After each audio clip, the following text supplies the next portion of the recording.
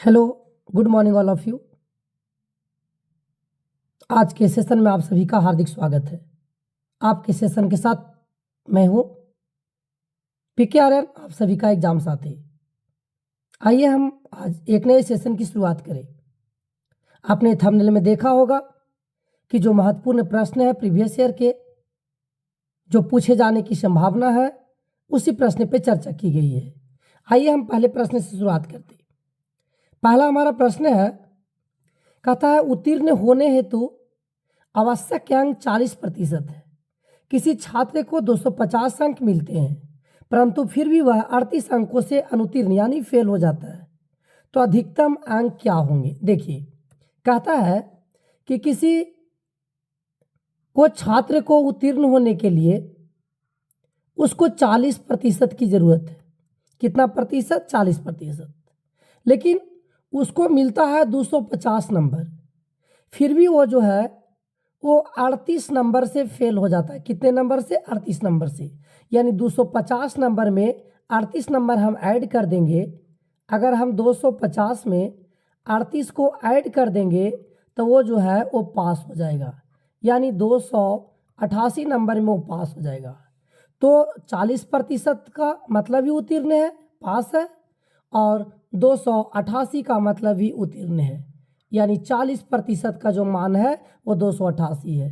तो क्वेश्चन में पूछ रहा है कि अधिकतम अंक क्या है, यानी 100% का मान ज्ञात करना है। तो जब 40% का मान दिया 288, तो 100% का मान हो जाएगा 100 इंटू 288 और बट्टा में 40। ध्यान दीजिएगा, एक जीरो से एक जीरो कैंसिल, 4 से काटेंगे,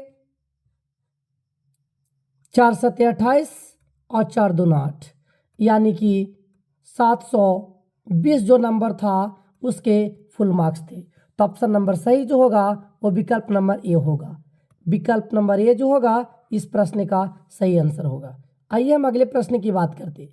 अगला हमारा प्रश्न है, कहता 350 मीटर लंबी रेलगाड़ी 250 मीटर लंबे पुल को 20 सेकेंड में पार करती है, तो रेलगाड़ी की चाल किलोमीटर पर आवर में क्या होगा। ध्यान दीजिए, सबसे पहली बात है कि क्वेश्चन में बोला है कि 250 मीटर लंबी रेलगाड़ी है और 250 मीटर लंबे पुल को पार कर रहा है। कितने सेकेंड में? 20 सेकेंड में। देखिए, तो एक फार्मूला होता दूरी बराबर, क्या होता है?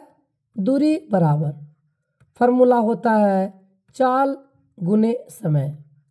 Sir, distance equal to speed into time होता है। दूरी जो है ऐड हो जाएगा, यानी कि 350 मीटर और 250 मीटर दोनों दूरी ऐड हो जाएगा, तो ये टोटल डिस्टेंस हो जाएगा 006, यानी 600 मीटर जो होगा कुल डिस्टेंस होगा। तो दूरी के जगह पे जो हम वैल्यू बैठाएंगे वो बैठाएंगे 600 का, 600 हो गया। चाल निकालना है तो चाल रहने दीजिए, और समय जो दिया गया है और 20 सेकेंड दिया गया है। देखिए, यहाँ से अगर हम कैलकुलेट करें तो आएगा 30, यानी कि चाल जो आएगा वो आएगा 30 मीटर पर सेकेंड। लेकिन ध्यान दीजिएगा, हमें आंसर मीटर पर सेकेंड में नहीं बताना है, हमें आंसर किलोमीटर पर आवर में बताना है। देखिए, क्वेश्चन में लिखा है किलोमीटर पर आवर, तो हमको पता है कि मीटर पर सेकेंड। ध्यान दीजिएगा, मीटर पर सेकेंड से अगर हमें चेंज करना है किलोमीटर पर आवर में तो क्या करते? देखिए, छोटा वैल्यू से बड़ा वैल्यू में बदलना है तो ऊपर में बड़ा रखेंगे और नीचे में छोटा रखेंगे, यानी 18/5 से मल्टीप्लाई करना होगा। लेकिन अगर कभी वैल्यू रहता किलोमीटर पर आवर और इसको चेंज करना होता मीटर पर सेकेंड में, तो छोटा में चेंज करना है इसलिए ऊपर में छोटा नीचे में बड़ा, यानी 5/18 से मल्टीप्लाई करते। यहाँ मीटर पर सेकेंड को किलोमीटर प्रति घंटा में बदलना है, तो ये हो जाएगा 30, और मीटर पर सेकेंड को किलोमीटर में, यानी कि 18/5। देखिए, इसको कैलकुलेट करेंगे तो इसको जब काटेंगे तो 6 बार में कट जाएगा 30, आएगा 18 गुने 6, और 18 गुने 6 108 जो होगा इस प्रश्न का सही विकल्प होगा, यानी विकल्प नंबर डी इस प्रश्न का जो सही आंसर होगा वो विकल्प नंबर डी होगा, यानी 108 किलोमीटर पर आवर, यही हमारा आंसर होगा। आइए हम अगले प्रश्न की बात करते हैं। अगला हमारा प्रश्न है, वो कहता है कि 7, 15 और 21 का चतुर्थ समानुपाती क्या होगा। ध्यान दीजिएगा, इसमें 3-4 सवाल बहुत इंपॉर्टेंट होते हैं। अगर हम एक सवाल बोले मध्यानुपाती का, ध्यान दीजिएगा, एक सवाल हम बोले अगर मध्यानुपात निकालने का, क्या निकालने का, मध्यानुपात। अगर कभी मध्यानुपात निकालना हो तो हमें एक फार्मूला याद रखना है, रूट अंडर में ए बी, यानी दो गो संख्या होगा, मान ली संख्या ए होगा और एगो बी होगा, तो दोनों को गुना करके रूट निकाल देंगे। आइए दूसरा अगर सवाल पूछ लेता तृतीयानुपात, क्या पूछता प्रश्न में, तृतीयानुपात। अगर कभी ऐसा प्रश्न पूछता तो तृतीयानुपात के लिए हम क्या करेंगे, तो तृतीयानुपात के लिए हम करेंगे बी स्क्वायर बटा ए। क्या करेंगे, बी स्क्वायर बटा ए, यानी संख्या एगो ए है एगो बी है तो बी स्क्वायर बटा ए कर देंगे। और एक सवाल और पूछने की संभावना हो सकता, वो हो सकता है चतुर्थानुपात। क्या पूछेगा, चतुर्थानुपात, यानी चौथा अनुपात अगर पूछेगा तब हम क्या करेंगे, तो करेंगे बी गुने सी बटा ए, यानी दूसरे वाले संख्या और तीसरे वाले संख्या को गुना करके पहली संख्या से भाग देंगे। तो हमारा क्वेश्चन ये है, वो है चतुर्थानुपात। क्या है प्रश्न में, चतुर्थानुपात। तो देखिए क्या होगा, बी का वैल्यू जो दिया हुआ है वो 15 और जो सी का वैल्यू है वो 21 और ए का वैल्यू 7 है। इसको काटेंगे 7-21 और 15 को 3 में मल्टीप्लाई करेंगे तब 45, जो 45 होगा वो अपना सही आंसर होगा, यानी विकल्प नंबर जो सी होंगे इस प्रश्न का सही आंसर होगा। याद रखिएगा, मैंने आपको बारी बारी से बताया मध्यानुपात, तृतीयानुपात और चतुर्थानुपात, जो तीनों इंपॉर्टेंट हो सकते हैं हमारे एग्जाम के लिए। अगला हमारा प्रश्न है, वो कहता है ए बी और सी एक कार्य को अकेले क्रमशः 24 दिन, 20 दिन और 18 दिन में पूरा कर सकते हैं। देखिएगा 3 गो है, एक जो आपका है वो है ए, एक जो है वो है बी और एक जो है वो है सी। 3 गो व्यक्ति है। ए जो काम करता है वो काम करता है 24 दिन में। कितना दिन में करता है, 24 दिन में। बी जो काम करता है वो करता है 20 दिन में और सी जो काम करता है वो करता है 18 दिन में। ध्यान से समझिएगा, हम अगर देखना चाहे कि सर इसका जो है वो टोटल काम कितना होगा, ध्यान दीजिएगा, अगर टोटल काम हमें देखना होगा, टोटल कार्य अगर निकालना होगा तो हमें इसका एलसीएम निकालना होगा। क्या करना होगा, एलसीएम, यानी जो एलसीएम होगा वही इसका टोटल कार्य हो जाएगा। एलसीएम जो हो जाएगा यही उसका टोटल कार्य हो जाएगा कि टोटल काम कितना होगा। तो ध्यान दीजिए, इसके एलसीएम निकालेंगे 24, 20 और 18 का, तो एलसीएम आएगा 360। कितना आएगा, 360। अब देखिए हर व्यक्ति का काम करने का एफिशिएंसी क्षमता अलग अलग होता है। मान लीजिए जो काम को हम 20 दिन में करेंगे, जैसे भी उसको 20 मिनट में कर देगा। हो सके हम किसी काम को 15 दिन में करेंगे तो हो सके कोई व्यक्ति 5 ही दिन में कर देगा, यानी जो 5 दिन में कर देगा, कम समय में कर देगा, उसकी क्षमता काम करने की ज़्यादा होगी। जैसे कोई मनुष्य की तुलना में कोई मशीन की क्षमता कार्य करने की ज़्यादा होती है। जैसे भी हमसे ज़्यादा क्षमता वाला होगा, कम समय में काम कर देगा। तो उसी प्रकार यहाँ भी निकालना है हमें एफिशिएंसी, जिसको हम लोग क्या बोलते हैं, क्षमता। तो देखिएगा 24 से अगर 360 में भाग देंगे तो ये जो आएगा वो आएगा 15 और यही हो जाएगा आपका क्षमता। 20 से 360 में भाग देंगे तो आएगा 18 और यही हो जाएगा एफिशिएंसी, क्षमता। 18 से भाग देंगे 360 में तो आएगा 20, यही हो जाएगा क्षमता। यानी ए का क्षमता है 15, बी का क्षमता 18 और सी का क्षमता है 20। अब देखिए प्रश्न में क्या कहता है, कहता है बी और सी काम शुरू करते हैं। काम शुरू कौन करता है, बी और सी। बी जो है और सी जो है दोनों मिलके काम शुरू करते हैं। तो कहता है कि 6 दिन काम करके उसे छोड़ देते हैं, यानी 6 दिन तक काम किया है। तो ध्यान दीजिए बी और सी मिलके, तो देखिए बी और सी, यहाँ से बी 20 और सी 18, दोनों को मिलावेंगे तो हो जाएगा 38। कैसे 38 आया? तो बी 20 दिन में, सी 18 दिन में, तो 38 दिन काम किया, लेकिन कितना दिन तक किया? 6 दिन तक। 38 को 6 से मल्टीप्लाई कर देंगे, यानी बी और सी दोनों मिल करके 228 काम को कर दिया। कितना काम को कर दिया? 228 काम को। और टोटल काम कितना था? तो टोटल था 360। तो देखिएगा, अगर हम 360 में से अगर 228 काम को घटा देंगे तो आ जाएगा 132 काम, और ये जो 132 काम आएगा वो आ जाएगा शेष बोले तो बचा हुआ। सर टोटल 360 काम था, जेरा में से बी और सी मिल करके 6 दिनों में 228 काम को निपटा लिया, तब बचा कितना? 132 काम। अब 132 काम को कौन करेगा? तो अकेले सी करेगा, काहे कि बी और सी तो छोड़ के काम भाग गया, तो ये अकेले करेगा। यही प्रश्न में पूछा है। तो एक कितना दिन में काम करेगा? तो देखिए जरा ध्यान से, काम बचा हुआ है 132, और काम करने का जो क्षमता है ए का वो है 15। तो 132 बट्टा 15 करेंगे। आइए इसको हम काटते, 3 पचे 15, 3 चौको 12 और 3 चौको 12, यानी 44 बट्टा 5। इसको अगर हम पूर्णांक तोड़े तब पूर्णांक होगा 8.4 बट्टा 5, यानी हमारा इस प्रश्न का सही जो आंसर होगा वो होगा 8.4 बट्टा 5 दिन, यानी विकल्प के अनुसार विकल्प नंबर जो होगा वो सी। कौन सा विकल्प होगा? सी। विकल्प नंबर जो सी होगा इस प्रश्न का सही आंसर होगा विकल्प नंबर सी। आइए हम अगले प्रश्न की बात करते हैं। अगर हमारा सेशन आपको अच्छा लग रहा है और हमारे सेशन को लास्ट तक आप देखते रहे और मैक्सिमम लोगों तक इसे शेयर, लाइक और कमेंट करें ताकि हमें एनर्जी मिलती रहे। आइए हम अगले प्रश्न की बात करते हैं।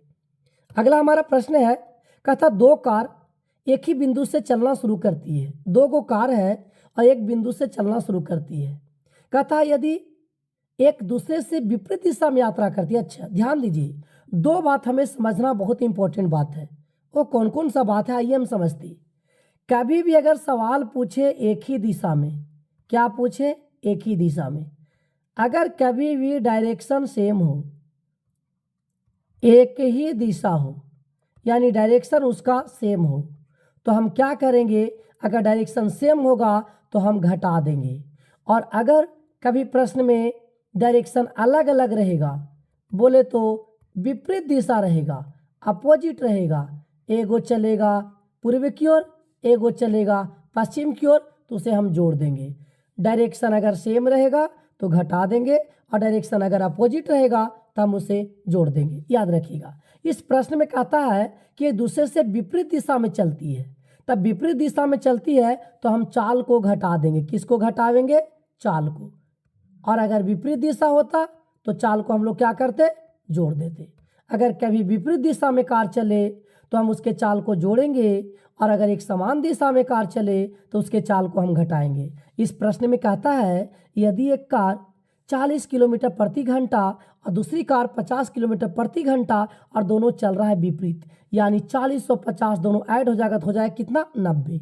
सर हमें पता है एक फार्मूला हम अभी थोड़ा देर पहले बता के आए, दूरी बराबर होता है फार्मूला चाल गुने समय। Sir distance equal to formula होता है स्पीड इनटू टाइम। देखिए दूरी जो ऐड हो जाएगा, यानी 40 और 50, तो टोटल कितना हो जाएगा? 90 किलोमीटर ऐड हो जाएंगे। आइएगा, ये जो है वो हम लोग को निकालना है दूरी। क्या निकालना है? दूरी। ध्यान दीजिएगा, दूरी हम लोग को निकालना है। तो देखिए हम चाल को ऐड कर दे रहे हैं, तो चाल हमारा है वो है 40 और एगो है 50, यानी दोनों को मिलाएंगे तो हो जाएगा 90। और समय जो दिया है वो दिया है 5 घंटा, तो 90 को 5 से मल्टीप्लाई कर देंगे, यानी 450 किलोमीटर जो होगा वो टोटल दूरी होगा। और इस प्रश्न का सही विकल्प जो होगा वो विकल्प नंबर बी होगा। कौन सा विकल्प होगा? तो विकल्प नंबर बी होगा 450 किलोमीटर। ये बेहतरीन बात आप याद रखिएगा कि अगर एक ही दिशा में कार चलेगा तो चाल को हम घटा देंगे, और अगर विपरीत दिशा में चलेगा कार तो चाल को हम जोड़ देंगे, और इसी पर आधारित हमारा प्रश्न है। आइए हम अगले प्रश्न की शुरुआत करते हैं।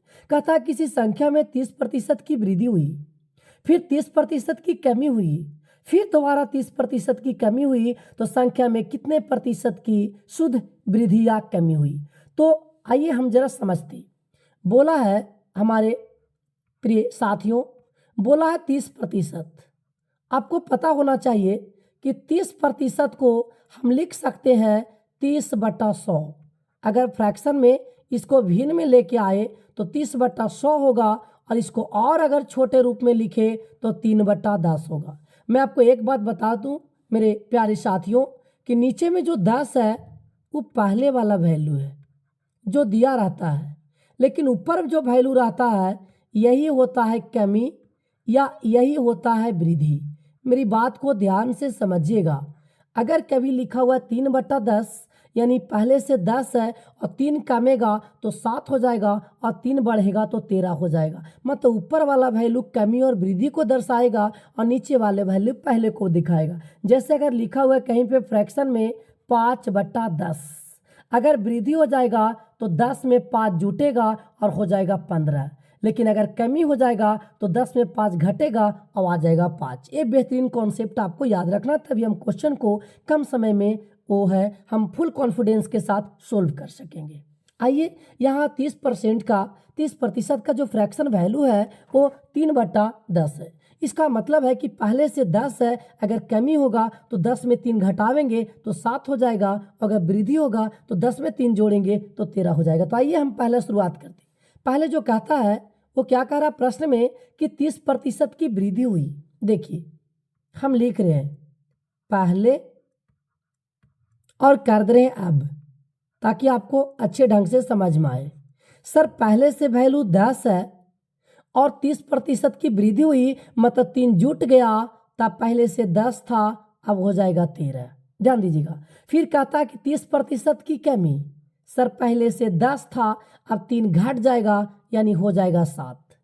फिर कहता है 30% की कमी, यानी पहले से था 10 अब 30% कमी यानी 3 की कमी, तो फिर हो जाएगा 7। ध्यान से समझिएगा।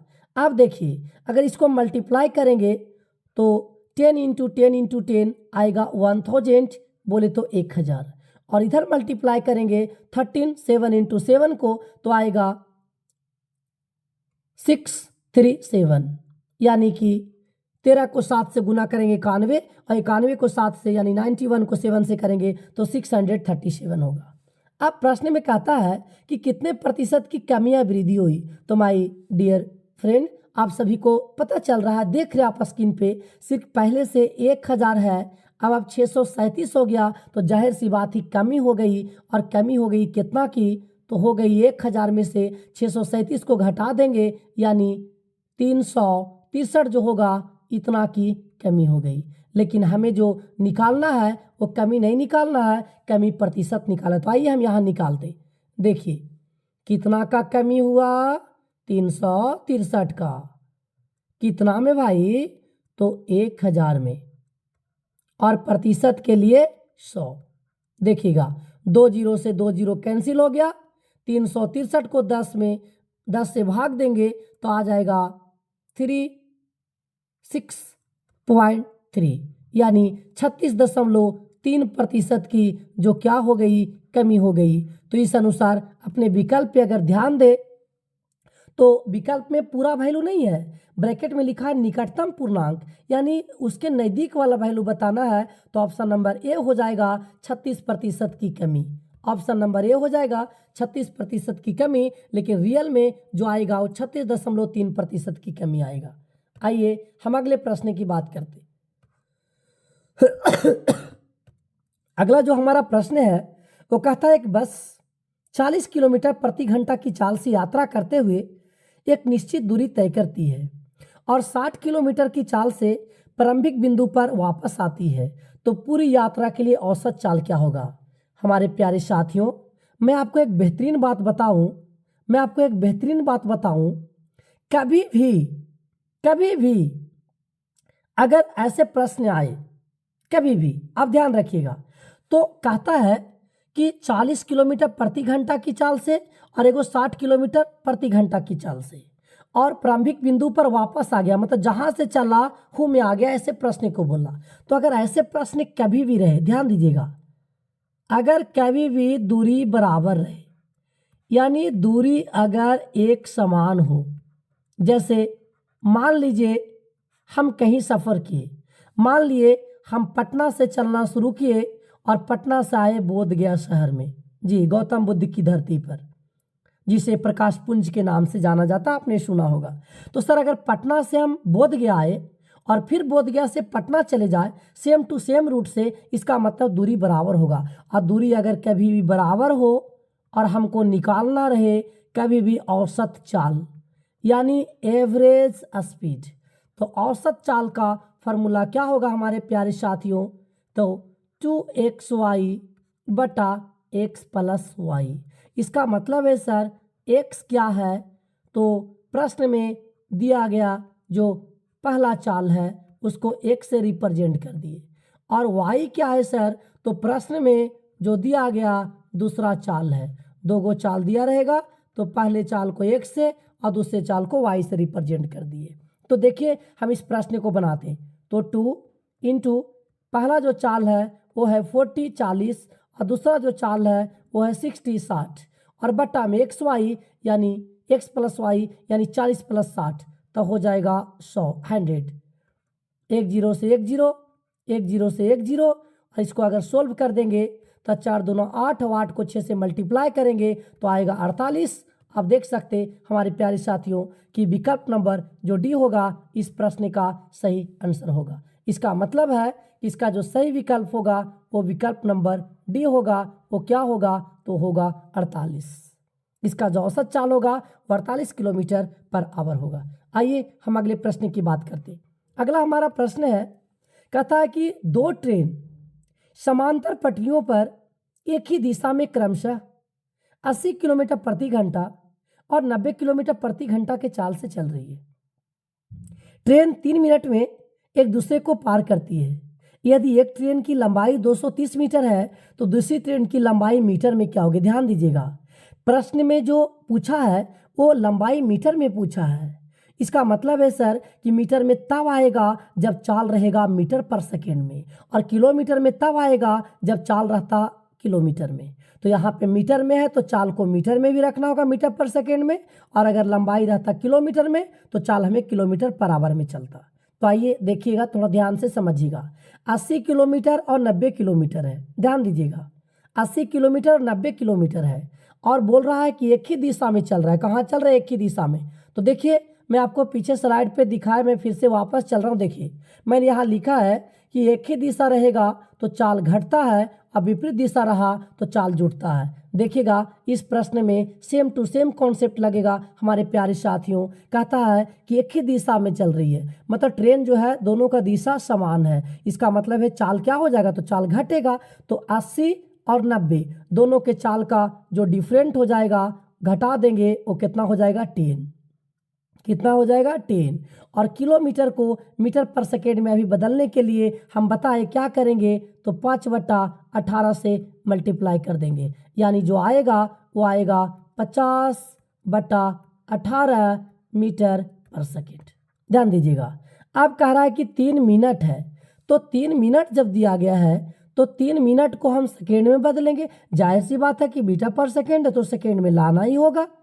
तो 3 को 60 से मल्टीप्लाई कर देंगे तो 180 जो सेकेंड आएगा उस समय हो जाएगा। अब प्रश्न में कहता है कि यदि एक ट्रेन की लंबाई जो है वो 230 मीटर है तो दूसरी ट्रेन की लंबाई क्या होगी? तो आइए हम लोग जानते कि दूरी बराबर एक फार्मूला होता। सर दूरी बराबर फार्मूला होता है चाल गुने समय। सर डिस्टेंस इक्वल टू होता है स्पीड इनटू टाइम। तो डिस्टेंस दोनों को ऐड करेंगे तो यहाँ से है 230, प्लस मान लेते हैं कि दूसरी ट्रेन की जो लंबाई है वो 130, और चाल का वैल्यू है 50/18, और समय का वैल्यू है 180। देखिए 18 से काटेंगे 10 बार में कट जाएगा, तो इधर हो जाएगा 230, इधर हो जाएगा 500।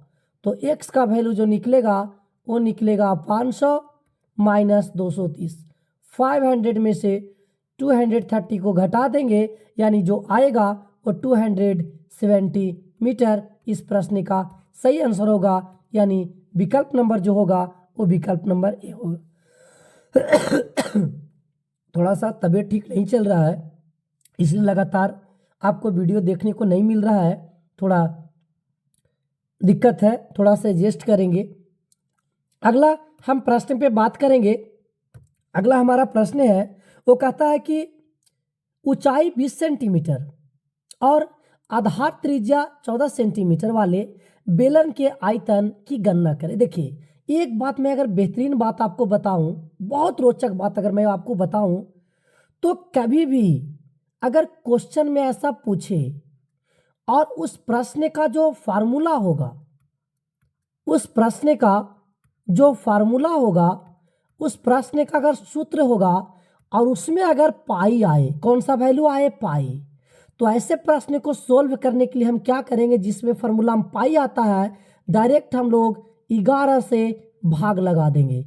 11 से क्या लगाएंगे, भाग लगाएंगे, यानी कि वैसी संख्या जो 11 से पूरा पूरा कट जाए, 11 से पूरा पूरा विभाजित हो जाए, वही इस प्रश्न का सही आंसर होगा, शॉर्ट में समझने के लिए। तो आइए हम थोड़ा सा एक बार कॉन्सेप्ट की बात करते। कहता है कि बेलन की आयतन की गणना करें। किसका निकालना है, बेलन की आयतन। मेरे प्यारे साथियों, बेलन का जो आयतन का फॉर्मूला होता वो होता है pi R square H. Pi R square H. Pi का वैल्यू 22/7 होता, आर का वैल्यू 14 इंटू 14 और एच का वैल्यू 20। अगर इसको देखें तो 7 से 14 को काटेंगे तो 2 बार में कटेगा, यानी वैल्यू आ जाएगा 22 इंटू 2 इंटू 14 इंटू 20। सबको आप जब मल्टीप्लाई करेंगे तो मल्टीप्लाई करने के बाद आएगा 12,320 सेंटीमीटर क्यूब। इसका मतलब है कि विकल्प नंबर जो सी है इस प्रश्न का सही विकल्प है। हम आपको बता के आए कि जो फॉर्मूला में अगर पाई रहेगा तो डायरेक्ट 11 से भाग दीजिए, अगर विभाजित होगा तो आंसर होगा, तो उस अनुसार जब देखेंगे तो विकल्प नंबर सी आएगा। लेकिन कॉन्सेप्ट के साथ अगर हम फार्मूला के साथ बनाए तो पाई आर स्क्वायर एच। आइए हम अगले प्रश्न की बात करते। अगला हमारा प्रश्न है, ये एक कार्य के 1/4 भाग को 9 दिन में कर सकता है। कहता है कि ए एक कार्य को के 1/4 भाग को 9 दिन में करेगा, यानी जो ए है उसका 1/4, ए का 1/4 भाग को कितना दिन में, 9 दिन में। यहाँ से अगर ए का वैल्यू निकालेंगे तो क्रॉस मल्टी जब अप्लाई करेंगे तो आएगा ए इक्वल टू 9 चौको 36, यानी ए जो काम करेगा वो समझिए 36 दिन में करेगा। आगे बी के लिए कहता है बी उसी कार्य के 2/3 भाग को 28 दिन में करता है, यानी बी जो है उसी कार्य के 2/3 भाग को कितना दिन में करेगा, 28 दिन में करेगा। देखिए इसको अगर हम काटते 2 से तो 14 बार में कट जाएगा, और अगर इसका बी का वैल्यू निकाले तो 14 तिया 42 आएगा, क्रॉस मल्टीप्लाई करेंगे तो। अब कह रहा प्रश्न में दोनों अगर साथ मिलकर काज करते हुए ए तथा बी पूरे काज को कितने दिन में पूरा करेगा। जब दोनों मिल के काम करेगा तो कितना दिन में करेगा, तो ध्यान दीजिए ए काम करता है 36 दिन में और बी जो काम करता है वो काम करता है 42 दिन में। कितना दिन में करता है, 42 दिन में। अब बोल रहा है कि दोनों मिल करके कितना दिन में काम करेगा, तो ध्यान से पहले समझिए। दोनों के लिए हम पहले पूरा काम निकालते, कुल काम निकालते कि कितना होगा। तो देखिएगा दोनों के एलसीएम लेंगे 36 और इसका 42 का, तो आएगा 252। इसका एलसीएम होगा यानी 252 जो होगा वो कुल काम हो जाएगा। कुल काम कितना हो जाएगा, तो 252 हो जाएगा। अब इसका जरा क्षमता हम निकालते कि इसका क्षमता क्या होगा, तो 36 से भाग देंगे 252 में, तो 36 7 बार में कटेगा, इसका मतलब क्षमता 7 आएगा।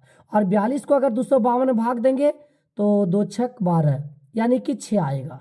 यानी ए का क्षमता 7 है और बी का क्षमता 6 है। टोटल काम जो है वो 252 है। तो दोनों मिल के कितना दिन में करेगा, ऐसा प्रश्न पूछा है।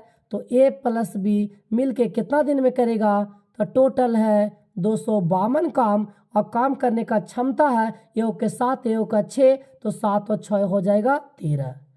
यही 252/13 दिन जो होगा इस प्रश्न का सही आंसर होगा। यानी 252/13 यानी ऑप्शन नंबर जो ये होगा इस प्रश्न का सही विकल्प होगा।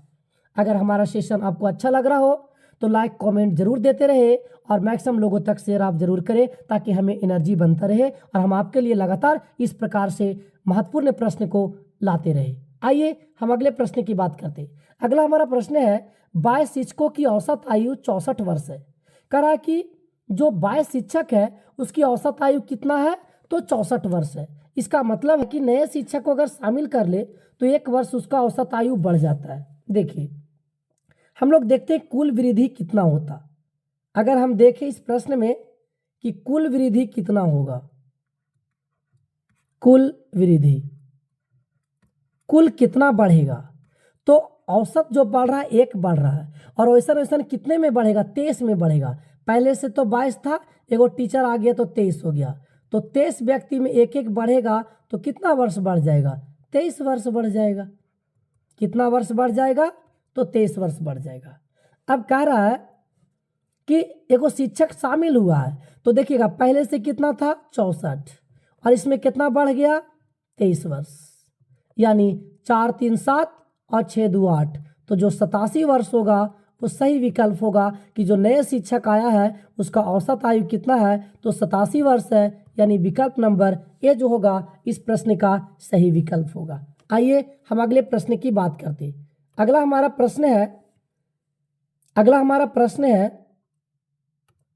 कहता है 2 रेलगाड़ियां 60 किलोमीटर प्रति घंटा और 95 किलोमीटर प्रति घंटा की चाल से एक ही दिशा में, हम पहले बता के हैं कि अगर एक ही दिशा रहेगा तो चाल को हम घटा देंगे और अगर डिफरेंट रहेगा तो चाल को हम जोड़ देंगे। यहाँ भी उसी प्रकार के प्रश्न है। यहाँ दिशा दोनों का सेम है, तो 95 और 60 है, अब 95 में से 60 को घटाएंगे तो अंतर कितना का आएगा, तो 35 का आएगा। अंतर कितना का आएगा, तो 35 का आएगा, और यही हो जाएगा 35 किलोमीटर प्रति घंटा। लेकिन सेकेंड में दिया है तो मीटर पर सेकेंड में कई विकल्प, देखिए सब मीटर में है तो हमें मीटर में बदलना होगा। तो 35 डिफरेंट हो गए इंटू 5/18। देखिए ये 35 गुने 5/18, ये किलोमीटर को मीटर में बदले, और समय कितना दिया गया है, तो 36 सेकेंड दिया गया है। कितना दिया गया है, 36 सेकेंड। सबको मल्टीप्लाई कर देंगे और देखिए इसको काटेंगे, 18 दूना 36, यानी हो जाएगा 35 दूना 70 और 70 गुने 5, यानी 7 पचे 35, 350 मीटर जो होगा इस प्रश्न का सही विकल्प होगा बी। जी देखिएगा मैं फिर से एक बार बात कर रहा हूँ, कई विद्यार्थियों का ऐसा कन्फ्यूजन हो गया कि सर आपने ऐसे कैसे कर दिया। तो देखिए कैसे किए, रेलगाड़ी की लंबाई निकालना है यानी दूरी निकालना है, और दूरी बराबर हमें पता होता है कि फॉर्मूला होता है चाल गुने समय। क्या होता चाल गुने समय। देखिए चाल जो दिया गया है वो दिया गया है 35 किलोमीटर पर आवर, तो 35 किलोमीटर को जब बदलेंगे मीटर पर सेकेंड में तो 5/18 से मल्टीप्लाई कर दिए, और समय दिया हुआ है 36 सेकेंड, तो 36 सेकेंड से मल्टीप्लाई कर दिए। यानी ट्रेन की लंबाई पूछा है, लंबाई बोले तो दूरी पूछा है। सर चाहे तो पूछे दूरी, चाहे तो पूछे लंबाई, चाहे पूछे ऊंचाई, सबका एक ही सेंस होता है। तो दूरी बराबर चाल गुने समय होता। तो 35 था, 5/18 से मल्टीप्लाई किए, मीटर पर सेकेंड में चेंज हो गया। समय जो 36 सेकेंड था 36 से मल्टीप्लाई कर दिए। इसको काटे, 18 दूना 36, पाई दूना 10 और 35 को 10 में गुना किए तो यही आया 350 मीटर। चलिए हम अगले प्रश्न की बात करते हैं। अगला हमारा प्रश्न है, कहता है एक व्यक्ति अपनी धनराशि का 20% गवा देता है, बोले तो खर्च कर देता है। गवा देना का यहाँ सेंस क्या है हमारे प्यारे साथियों, तो खर्च कर देता है। गवा देता है बोले तो खर्च कर देता है। कहता है कि मान लेते कहता है कि एक व्यक्ति अपनी धनराशि का 20% खर्च कर देता है, शेष धनराशि का 25% खर्च करने के बाद उसके पास 480 रुपया बचते हैं। तो उसके पास मूल रूप से कितनी धनराशि थी?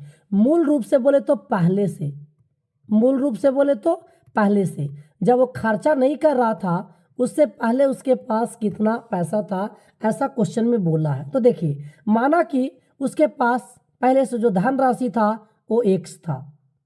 कितना था? x था। इसका खर्चा कर दिया है। कितना खर्चा कर दिया है? 20%। तब 20% खर्चा कर दिया, एक मतलब बचाया हुआ कितना सर? 80%। और 80% बोले तो 80/100। अब फिर जितना बचा और में से 25% खर्चा कर देता है, तब बचाया हुआ कितना? 75%। और 75% को लिख सकते 75/100। और टोटल जो बच गया वो बच गया 480। आपके मन में एक विचार चल रहा होगा कि x का 20/100 क्यों नहीं किए और x का 25/100 क्या नहीं किए? तो हमारे प्यारे साथियों, मैं आपको बताऊं कि जो प्रश्न में दिया है वो बचत दिया है कि 480 रुपया बचा है, तो हम बचत की तुलना बचत से करेंगे और खर्च की तुलना खर्च से करेंगे। तो इसलिए हम बचत निकालें कि जब खर्च किया है 20% तो बचा होगा 80%, और जब खर्च किया है 25% तो बचा होगा 75%। आइए इसको हम सोल्व करते, देखिएगा इसको हम थोड़ा सोल्व कर रहे हैं। आइए सोल्व करते। 20 चौको 80, 20 पचे 100। ध्यान दीजिएगा, यहाँ से 5 से 15 पचे 75। देखिए, और अगर काटे 5 तिहाई 15 और 20 पचे 100, और अगर काटे तो 4 पचे 20। देखिएगा, यहाँ जो वैल्यू आ जाएगा ऊपर आ जाएगा 3x/5 बराबर 480। देखिए इसको फिर यहाँ 3 से कट रहा है, 3 से देखिए इसको फिर काटते, 3 से 16 तिया 48 यानी 160, और x का वैल्यू निकालेंगे तो 160 गुने 5, तो 16 पचे 80 और 1 जीरो बैठा देंगे, यानी 800 रुपया जो था उसके पास पहले से था, यानी विकल्प नंबर ए जो होगा इस प्रश्न का सही आंसर होगा 800 रुपया। क्या आंसर होगा? 800 रुपया होगा। अगर हमारा सेशन आपको अच्छा लगा हो तो आप लाइक, शेयर और कमेंट जरूर करें, और अगर हमारी चैनल को आप सब्सक्राइब नहीं किए तो आप जल्द से जल्द सब्सक्राइब करें। आज मैं अपनी सेशन को यहीं पे समाप्त करता हूं। धन्यवाद।